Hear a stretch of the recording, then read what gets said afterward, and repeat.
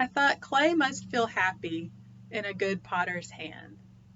That's a quote by author Janet Finch, and working in clay brings me a lot of joy, so I thought I would share that with you today. Welcome to my home ceramic studio, my little pottery studio in the shed. My background in clay began in 2002 when I took my first pottery class in college, and I fell in love with the material. So I majored in ceramics and got my art degree. And then I taught beginning wheel at the Whirling Wheel Pottery Studio in Charlotte.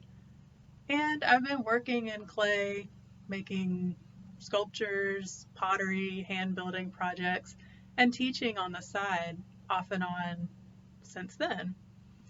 So it's something I really enjoy, and I want to walk you through the process today, the whole ceramic process of starting out with a lump of clay and finishing with a finished piece of pottery.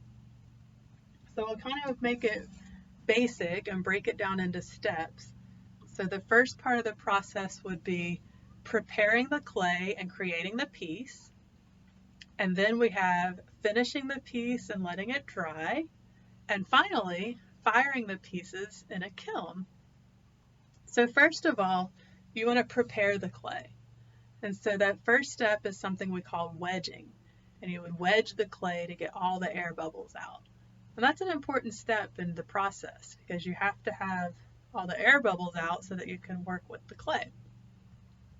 The next step is creating the piece on the wheel.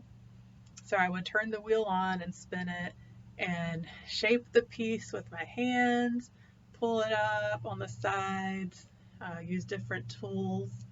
And once I get it the shape that I want, then I'm done. And I cut it off the wheel with a wire tool, like this. So I would cut off the wheel. The next major step in the ceramic process is drying and finishing the piece. So I would let the piece dry a little bit and then get it to a point where it's ready to trim.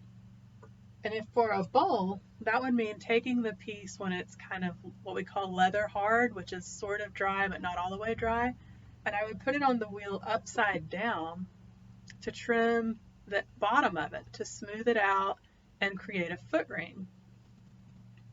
So that's the next part. And then letting it dry completely would be the next step. So we've covered preparing and creating the piece, finishing and drying, and last of all, firing the piece. So we would take a piece like this. When it's completely dry, it can still turn back into clay if it gets wet.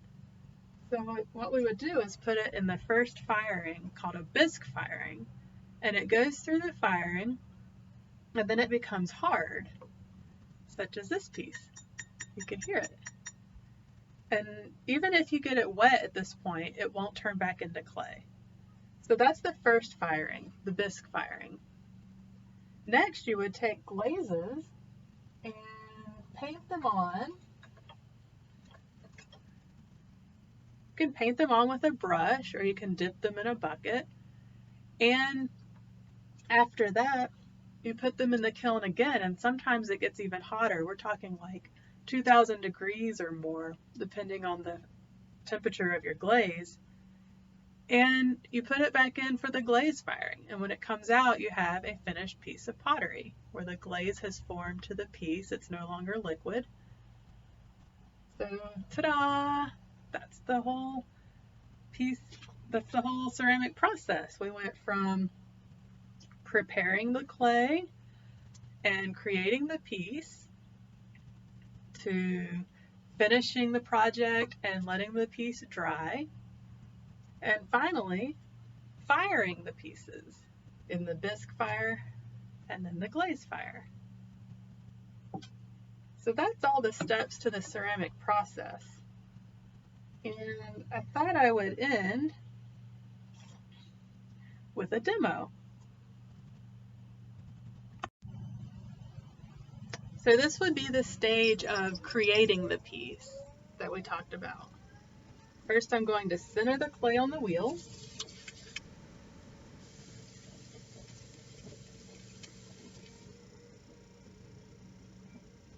Which is the hardest step.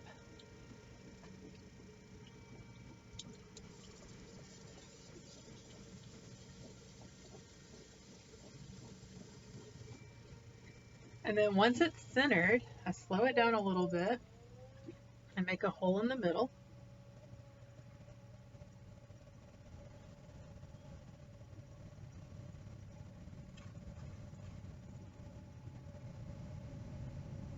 Then slow it down a little more. I'm going to start pulling.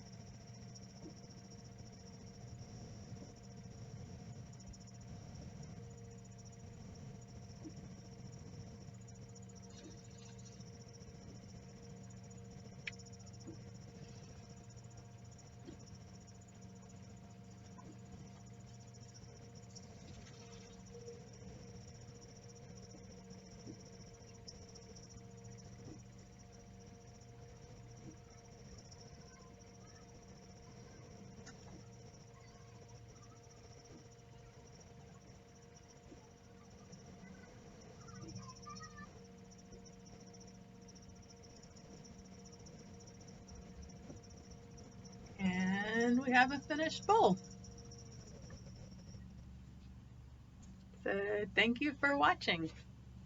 Hope everybody is doing okay during the quarantine.